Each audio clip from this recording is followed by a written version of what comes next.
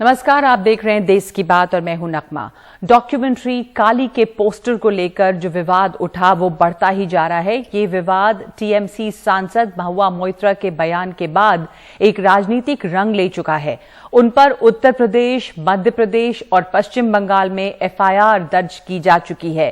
हालांकि महुआ मोइत्रा ने एनडीटीवी से बातचीत में अपने बयान पर वो कायम रही और न सिर्फ कायम है बल्कि वो बीजेपी को उन्हें गलत साबित करने की चुनौती भी दे रही हैं।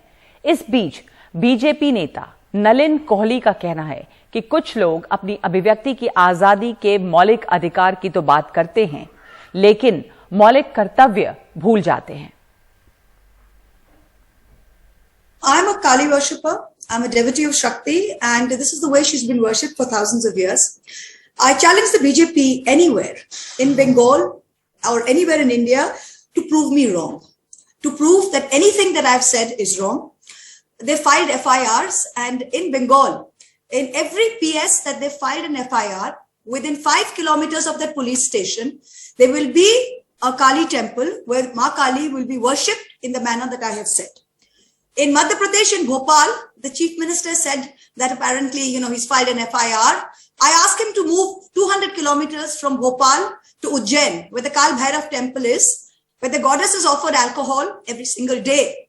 I asked him, and I asked the government in Madhya Pradesh, the BJP government, to place on affidavit in the Jabalpur High Court that this does not happen. I will take back my words. ये बहुत दुर्भाग्यपूर्ण है कि कुछ लोग अपने मौलिक अधिकार, फंडामेंटल राइट्स की बात करते हैं कि वो अपने बात स्वतंत्र रूप से रख सकते हैं, लेकिन साथ साथ भूल जाते हैं और नजरअंदाज करते हैं अनुच्छेद 51A जो मौलिक कर्तव्य, फंडामेंटल ड्यूटीज की बात करती है और स्पष्ट रूप से हर हमारे नागरिक के ऊपर यह भी है कि they should promote harmony and brotherhood, कि भाईचारा को ना भूले और उसको भाईचारा को बढ़ाए। और इस प्रकार के वाक्य करके या ट्वीट्स करके लोग जो है कहीं ना कहीं समाज में भाईचारा को क्षति पहुंचा सकते हैं।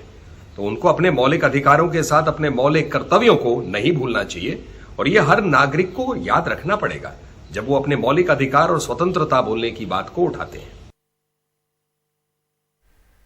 तो बीजेपी का कहना है कि अगर आपके मौलिक अधिकार हैं जिसमें कि बोलने की आजादी है तो मौलिक कर्तव्य को भी याद रखना चाहिए, यानी फंडामेंटल राइट्स के साथ फंडामेंटल ड्यूटीज की बात।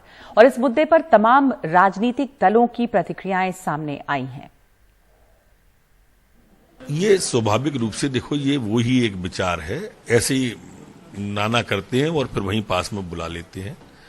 ये सब वही एक जगह से निकली हुई बात है, कैसे हमारी आस्था को खंडित करें, क्योंकि वो जानते हैं कि हिंदुस्तान के अंदर ये धर्म एक ऐसी चीज है, इससे सब जुड़े हुए हैं कहीं ना कहीं। इसलिए इनके देवी देवताओं को छोटा करके दिखाते जाओ, दूसरे के देवी देवताओं को बड़ा करके दिखाते जाओ, एक समय ऐसा आएगा कि ये इनकी आस्थाएं ही खंडित हो जाएंगी। क्या वजह लगता है?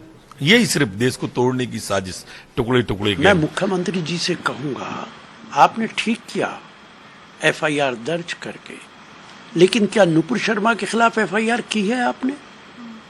क्या आप उसको टॉलरेट करेंगे? आपने ठीक कहा है कि तमाम धर्मों का सम्मान होना चाहिए, उसके खिलाफ भी एफआईआर कीजिए मध्य प्रदेश में और उसको गिरफ्तार कीजिए। फिर इस पे तृणमूल कांग्रेस को कार्रवाई करनी चाहिए।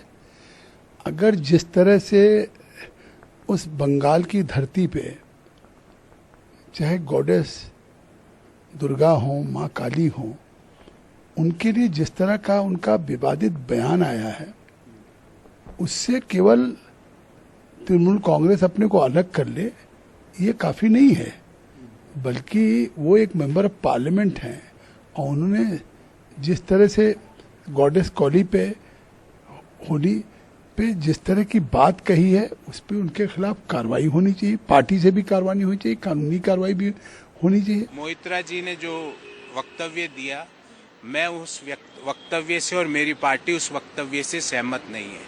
कोई भी धर्म के ईश्वर की अगर मजाक उड़ाई जाए, उनके लिए अभद्रता का प्रयोग किया जाए, हम उसकी घोर निंदा करते हैं।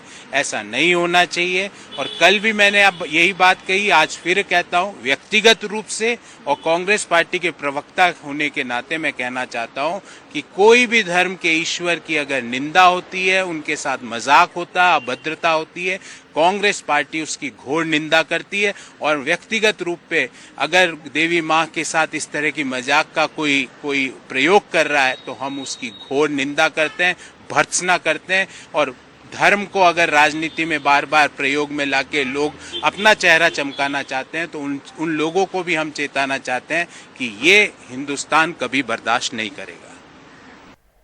तो ज्यादातर राजनीतिक पार्टियों ने महुआ मोइत्रा की बयान से दूरी बनाई है और जो भी उनका समर्थन कर रहे हैं वो व्यक्तिगत तौर पे समर्थन कर रहे हैं, ऐसा पार्टी का भी कहना है। जैसे गौरव वल्लभ को आपने सुना, वैसे ममता बनर्जी खुद चूंकि महुआ मोइत्रा टीएमसी में रही, लेकिन टीएमसी ने उनसे दूरी बनाई है। ममता बनर्जी ने भी महुआ मोइत्रा के बयान से दूरी बना ली है। उन्होंने माना कि ये गलती है, हालांकि जोड़ा की काम करने वालों से ही गलती होती है। নেগেটিভ ব্যবহারটা নিয়ে কোথাও একটা কাজ করতে গেলে ভুলভ্রান্তি হতেই পারে। রাইট টু মেক ব্লান্ডার্স এ কথা তো নেতাজি সুভাষচন্দ্র বসু বলেছিলেন।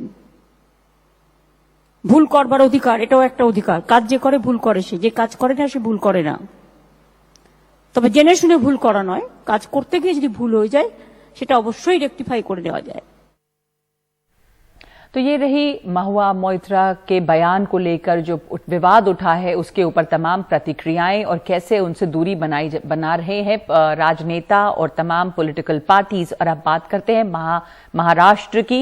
महाराष्ट्र में सरकार बनाने के बाद मुख्यमंत्री एकनाथ शिंदे और deputy chief minister Devendra Fadnavis के सामने अब मंत्रिमंडल विस्तार की चुनौती है। ये काम आसान नहीं होगा क्योंकि शिंदे के साथ 40 विधायक बगावत करके पहुंचे हैं। तो ऐसे में उनकी भी उम्मीदें होंगी कि उन्हें मंत्री पद मिलेंगे और बीजेपी में कई लोग होंगे जो आस लगाए बैठे हैं। तो इन दोनों में मंत्री पद का बंटवारा कैसे होगा, इसे लेकर एक बड़ी चुनौती है। सूत्रों के मुताबिक मंत्रिमंडल विस्तार के जो फॉर्मूले की जानकारियां सामने आई हैं, उनके मुताबिक शिवसेना को हर 3 विधायक पर 1 मंत्री पद मिल सकता है और बीजेपी में हर 4 विधायक पर 1 मंत्री पद मिल सकता है। महाराष्ट्र में कुल 45 मंत्री बन सकते हैं। शिंदे सेना के 13 और बीजेपी के 25 मंत्री बन सकते हैं। बीजेपी का जोर है कि नए चेहरों को मौका दिया जाए, साथ ही निर्दलीय विधायकों को दोनों दल अपने कोटे से हिस्सा देंगे। 11 जुलाई को सुप्रीम कोर्ट में सुनवाई के बाद इस पर आखिरी मुहर लगेगी।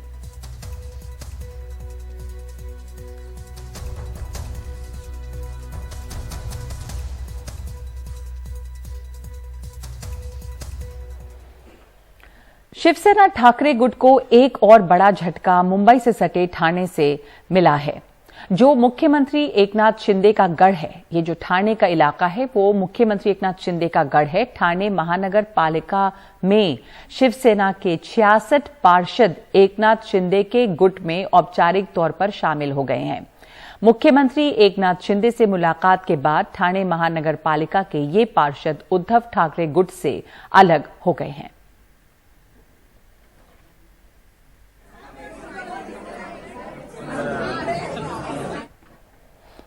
तो ये एक और झटका है उद्धव ठाकरे कैंप को। और महाराष्ट्र में विधायकों की बगावत के बाद अब शिवसेना प्रमुख उद्धव ठाकरे को सामना करना है अपने संसदीय दल की बगावत का। जो संकेत मिल रहे हैं वो उद्धव के लिए अच्छे नहीं है। भावना गावली की बगावत सार्वजनिक है। संजय राउत ने लोकसभा अध्यक्ष को चिट्ठी लिखकर भावना गावली को चीफ व्हिप से हटाने और उनकी जगह राजन विचारे को लोकसभा में चीफ व्हिप की जिम्मेदारी दिए जाने की जानकारी दी है। यानी कि अब जो चीफ व्हिप हैं उद्धव कैंप की तरफ से वो राजन विचारे हैं। भावना गावली जो हैं उन्हें हटा दिया गया है पद से।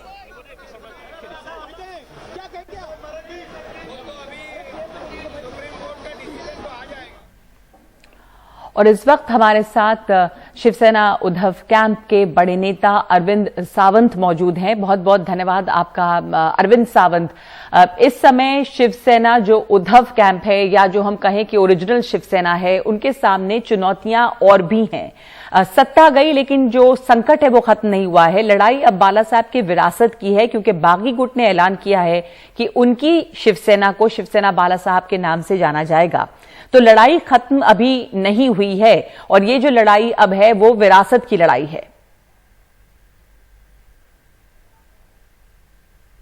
पहली बात ऐसी कि शिवसेना और वंदनीय बाला साहब ये नाम अलग नहीं कर सकते,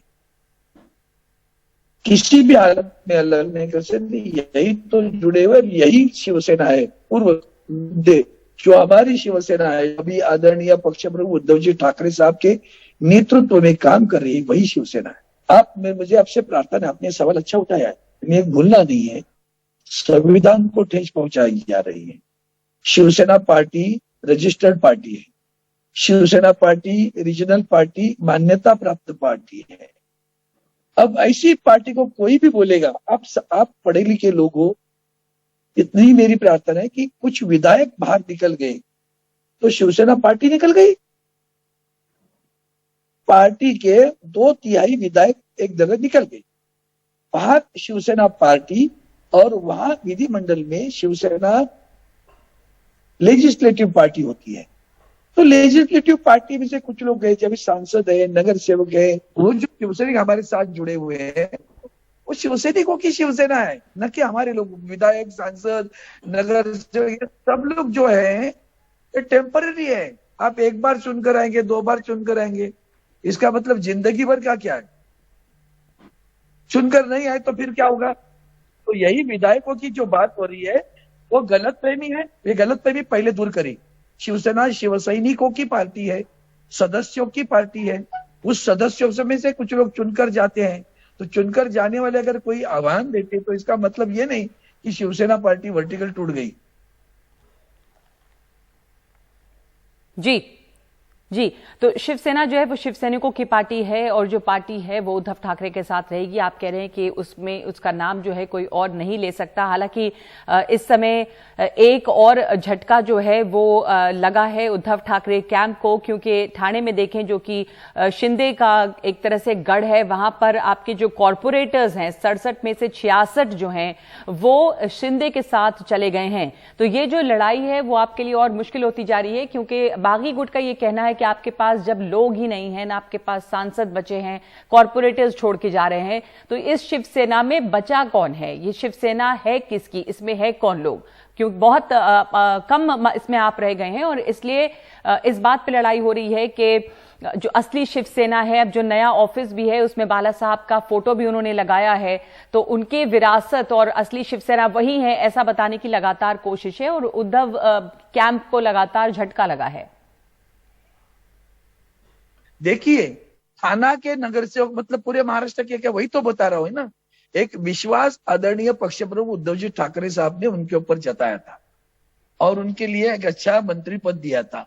उसको लेकर उनके ऊपर, जैसे हमें, हमारे पास एक जिम्मेदारी दी जाती है किसी जिले की या किसी तहसील की या किसी शहर की, तो जिले जब जिम्मेदारी मिली है मुझे, तो मैं टिकट का बंटवारा हूँ, सीट का हूँ या कुछ बातें हो तो सब हम करते हैं। तो इसका मतलब हम नहीं करते, हमें हमारे ऊपर किसी ने विश्वास जताया है। वो विश्वास जताने वाले शिवसेना के पार्टी के प्रमुख है। उन्होंने कहा अरविंद जी तुम्हें देखना है, तुम कर रहे हो। ये विश्वास उनके प्रति थाने के बारे में जताया था। उस विश्वास का अगर कोई गैर फायदा ले रहा है और कहेगा मैंने ही तुम्हें कुछ दिया है, तो देने वाला वो नहीं है। यह बाला साहब ठाकरे जी के आशीर्वाद से बैठे हुए शिवसेना के पक्ष प्रमुख उद्धव जी ठाकरे साहब है। आप जानती हो कि पहले भी हमारा गठबंधन था, तो इनको मंत्री पद किसने दिया था? उद्धव जी ठाकरे साहब ने दिया था ना, तब तो बाला साहब नहीं थे ना। 2014 में चुनाव होने के बाद जब ये विपक्ष के नेता, हम लोग गठबंधन में नहीं गए थे, हमारी गठबंधन टूटी थी विधानसभा के चुनाव में, वो किसने तोड़ी थी? भारतीय जनता पार्टी ने तोड़ी थी ना, हमने तो नहीं तोड़ी थी। तब हिंदुत्व कहा गया था, तब हिंदुत्व कहा गया था। ये विपक्ष के नेता इनको ही बनाया था ना। बाद में गठबंधन हुआ, मंत्री बनाया, किसने बनाया? शिवसेना के पक्ष प्रमुख उद्धव जी ठाकरे साहब ने तो बनाया ना। अगर वो इनको मंत्री पद में इनका नाम न देते तो ये मंत्री बनते क्या? इतना तो सोचो। तो ये सब झूठा सब चल रहा है, स्वार्थ के चल रहा है। ईडी, नार्कोटिक्स, सीबीआई, क्या क्या है तुम्हारा, इनकम टैक्स, इन सबसे बचने के लिए ये सब भागे हुए लोग हैं और प्रताड़ना की है उन्होंने शिवसेना के मूल पार्टी से। और इसलिए आज भी आप देखोगे कि मातोश्री पर या शिवसेना भवन में झुंड आ रही है सब शिवसैनिकों के, बिन बुलाए ये न्योता दे रहे, या तो धमका रहे या तो प्रलोभन देने रहे। इनके प्रलोभन आप सोचिए ना, सूरत गए, गुवाहाटी गए, गोवा गए, कहां से आए पैसे? ईडी ने कभी सोचा क्या ये पैसे कहां से आए जी, कौन इसका खर्चा कर रहे हैं? जी जी, तो आप कह रहे हैं कि प्रलोभन देकर ले जाया गया है और अभी भी मातोश्री में शिव सैनिकों की झुंड जो है वो आ रहा है और बिना बुलाए आ रहा है, बिना किसी प्रलोभन के आ रहा है। तो आपका ये दावा है कि जो शिवसेना है वो उद्धव ठाकरे की ही शिवसेना है और उनका नाम, ठाकरे का नाम शिवसेना से अलग नहीं किया जा सकता। जो बागी गुट है शिवसेना का, उसमें जो एक सांसद है गुलाबराव पाटिल, उन्होंने भी ये कहा है कि एकनाथ शिंदे जो हैं वही असली इसके जो विरासत है उसके वो दावेदार हैं, क्योंकि लोग उन्हीं के पास हैं और इसलिए जो शिवसेना का चिन्ह है बो एंड एरो का, वो भी इसी शिवसेना के साथ रहेगा। तो ये एक कानूनी लड़ाई है। तो इस समय इस लड़ाई को आप कैसे देख रहे हैं? आगे का रास्ता भी मुश्किल है। अब ये जो आपका टकराव है ये अदालत ही तय करेगी, लेकिन इस समय एक लड़ाई अस्तित्व की दिखाई दे रही है शिवसेना के। सर्वोच्च न्यायालय ने 11 जुलाई की तारीख के बावजूद इन्होंने फ्लोर टेस्ट करवाई। अगर सब लोग कल माननीय सर्वोच्च न्यायालय इनको अयोग्य ठहराता है तो क्या अयोग्य जो सदस्य थे वो अपना मत देकर विधानसभा के अध्यक्ष को चुने हैं उन्होंने, चलेगा? सही है? आप बताओ। तो इसलिए मैं कह रहा हूं संविधान की धज्जी उड़ा रही है। छोड़ो शिवसेना की बात, लेकिन संविधान के साथ जो खिलवाड़ हो रहा है उसके बारे में सब लोग चुप क्यों हैं? इसका भी जवाब आप लीजिए, ये मेरी प्रार्थना है आपसे। जी, आप कह रहे हैं संविधान के साथ खिलवाड़ हो रहा है और इसका जवाब देना चाहिए। बाकी लड़ाई जो है वो कानूनी है और सर्वोच्च न्यायालय इसका फैसला करेगा कि जो शिवसेना का नाम है और जो शिवसेना का चिन्ह है वो दरअसल किसके साथ रहेगा। तो उद्धव कैंप है या कि फिर शिंदे सेना जो है वो जो अपने आप को असली उत्तराधिकारी बता रही है बाला साहब ठाकरे के। धन्यवाद आपका अरविंद सावंत हमसे बात करने के लिए। और अब अगली खबर की तरफ बढ़ते हैं। राज्यसभा टर्म पूरा हो जाने के बाद केंद्रीय मंत्रिमंडल से इस्तीफा देने के एक दिन बाद जनता दल यूनाइटेड के वरिष्ठ नेता रामचंद्र प्रसाद सिंह यानी कि आरसीपी सिंह बृहस्पतिवार को पटना पहुंच गए हैं। उन्होंने माना है कि वो अब जमीन पे आ गए हैं, लेकिन नीतीश का नाम लिए बिना उन्होंने कहा कि निजी जीवन या सार्वजनिक जीवन में किसी के साथ इस तरह का व्यवहार नहीं होना चाहिए। आरसीपी सिंह ने साफ किया है कि आने वाले समय में जहां से कार्यकर्ता उन्हें बुलाएंगे वो वहां उस कार्यक्रम में भाग लेंगे, लेकिन केंद्रीय मंत्रिमंडल में जो उन्हें मौका मिला उसका श्रेय उन्होंने नीतीश के बजाय प्रधानमंत्री नरेंद्र मोदी को दिया। देखिए, हमारे साथ क्या कोई धोखा करेगा जी? मेरे साथ क्या कोई धोखा करेगा? देखिए, मैंने बताया ना कि भाई मैंने अपने परिश्रम से, मैंने अपनी ताकत से अपनी एक पहचान बनाई है और वो पहचान और बढ़ेगा, क्योंकि मेरे में जो आत्मविश्वास है और मेरे में जो सकारात्मक सोच है और जो ऊर्जा है उसमें कोई कमी आने वाली है। अरे वो देखिए, हम सीधा आदमी हैं और हम सीधा चलते हैं और हम बता तो दिए, मैं आ गया हूँ जमीन पर, मैं अभी अपने गांव जा रहा हूँ, मैं अपने गांव में रहूंगा और वहां पर मैं अपने कार्यकर्ता जितने हमारे बिहार में जहां जहां भी मुझे बुलाएंगे सब जगह मैं जाऊंगा। पार्टी में किसको कौन निकालता है इससे मेरा क्या लेना देना। देखिए, लेकिन एक बात है, कहीं भी चाहे आप पब्लिक लाइफ में हो, प्राइवेट लाइफ में हो, कभी भी किसी के साथ विच हंटिंग नहीं होनी चाहिए। ये थे आरसीपी सिंह जिनका टर्म पूरा हो गया और वापस अब वो बिहार लौट गए हैं। और इस वक्त एक ब्रेक ले रहे हैं। देश की बात में आगे अमरावती के मुख्य आरोपी से आखिर क्या है, किसका कनेक्शन?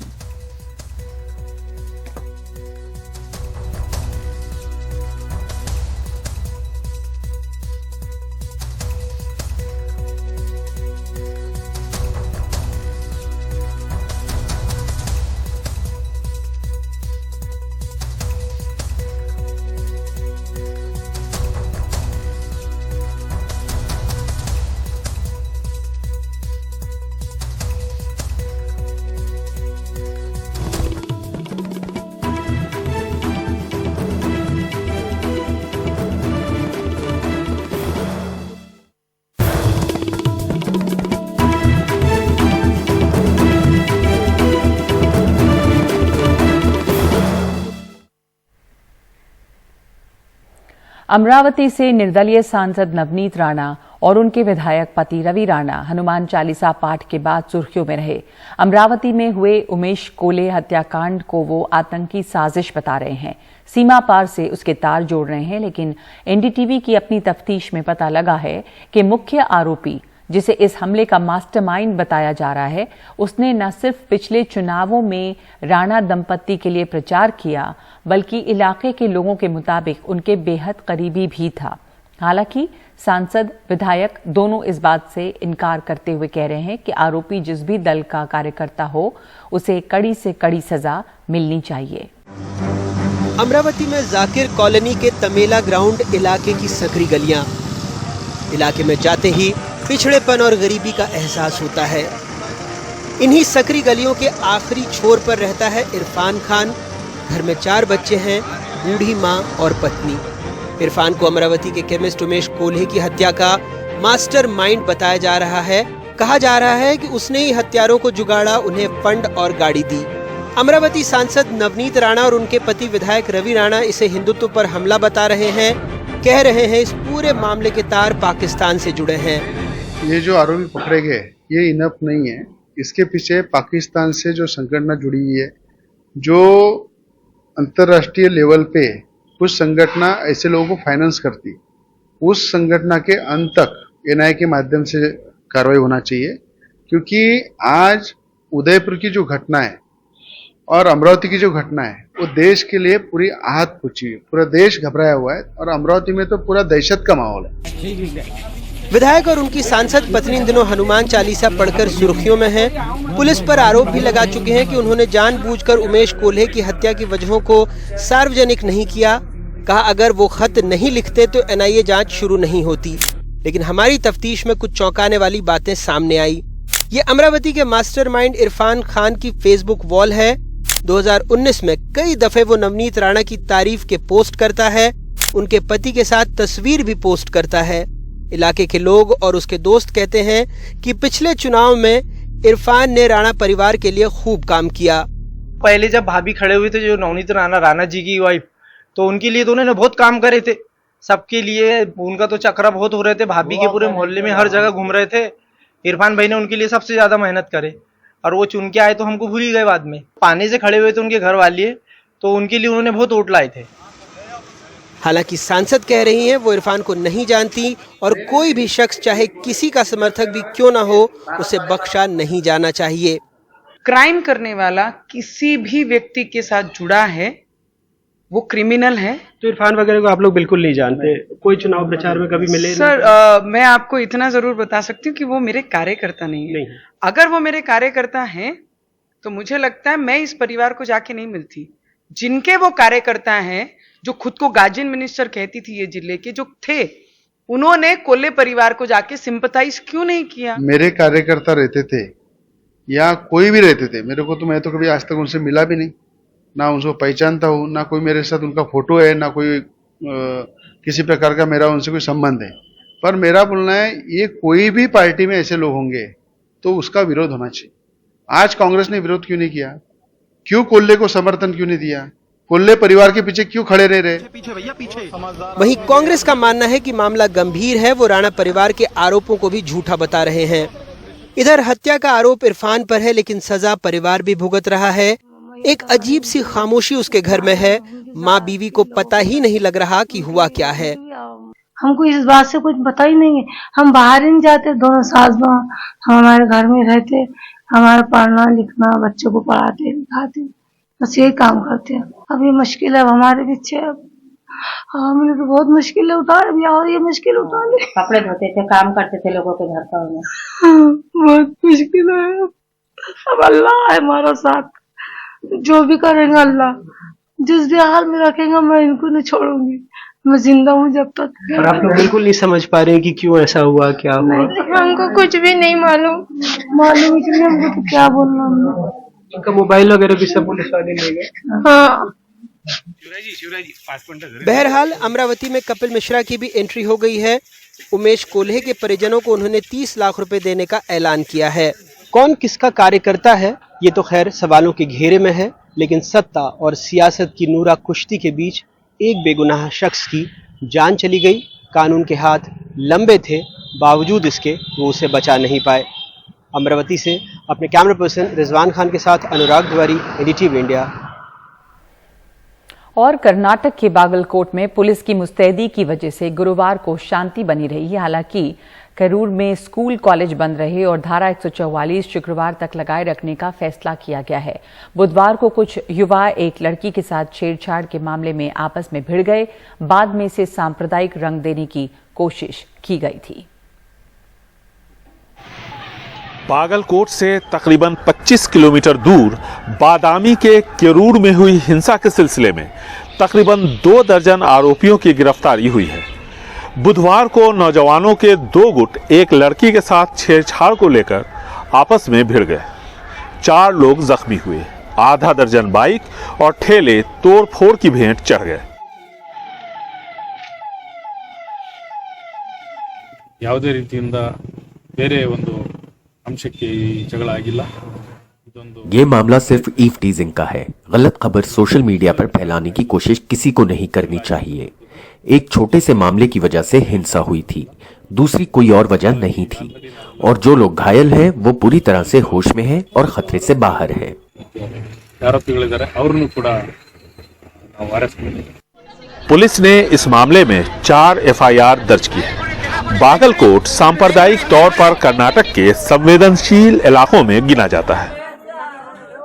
पुलिस की मुस्तैदी की वजह से हालात फौरन काबू में आ गए। कर्नाटक में विधानसभा चुनावों में 1 साल से भी कम का वक्त बचा है। ऐसे में सांप्रदायिक ध्रुवीकरण की कोशिश तेज हो गई है। बेंगलुरु से कैमरामैन कुमार के साथ निहाल खिदवई, एनडीटीवी इंडिया।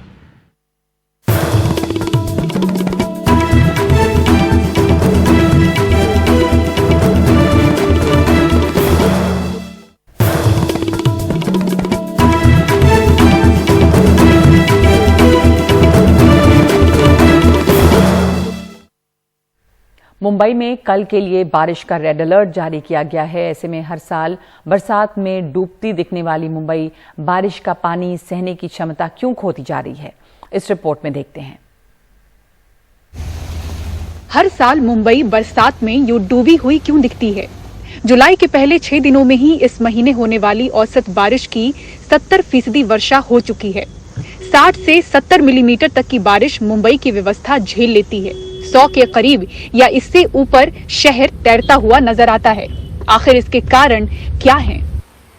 बारिश के पानी को प्रभावी ढंग से समंदर में बहाने के लिए नालों का जो नेटवर्क है, जो ड्रेनेज सिस्टम है मुंबई का, वो 140 साल पुराना है, जिसे अंग्रेजों ने डिजाइन किया था।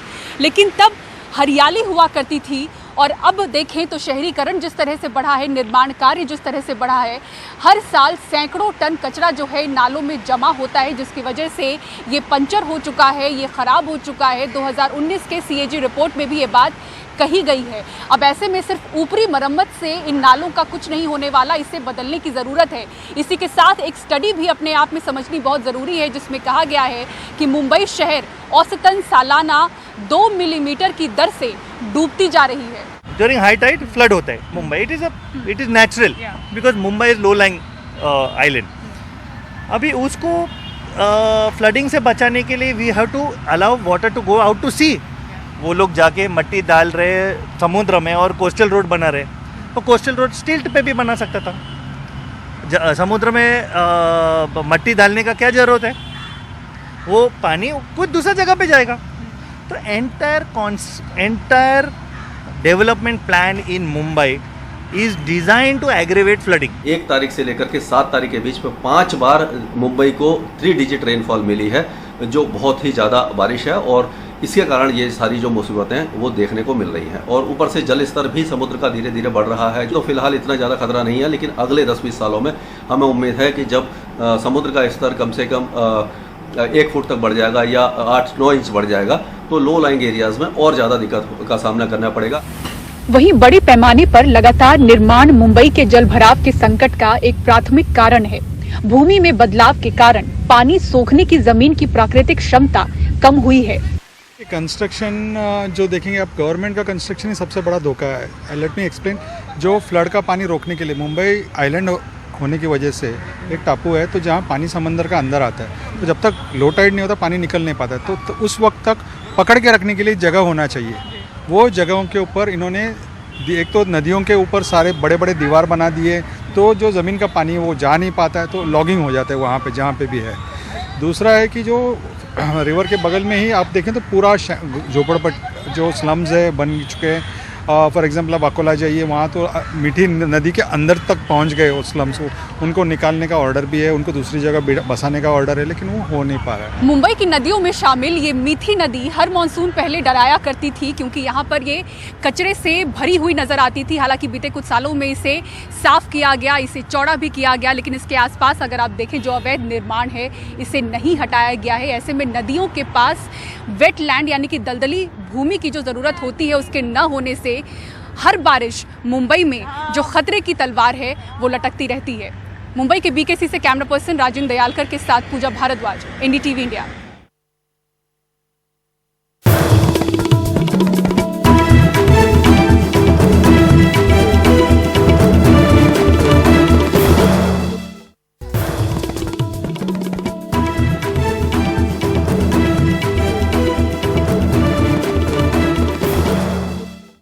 पंजाब के मुख्यमंत्री भगवंत मान आज शादी के बंधन में बंध गए।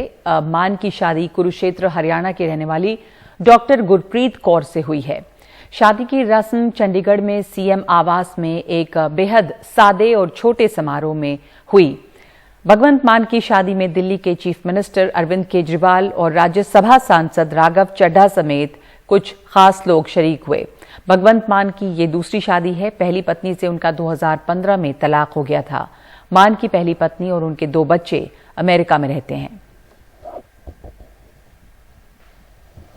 तो ये थी मुख्यमंत्री जो पंजाब के मुख्यमंत्री हैं अब भगवंत मान, उनकी शादी की कुछ तस्वीरें जिसमें दिल्ली के मुख्यमंत्री शामिल हुए अरविंद केजरीवाल। और देश की बात में आज के लिए इतना ही।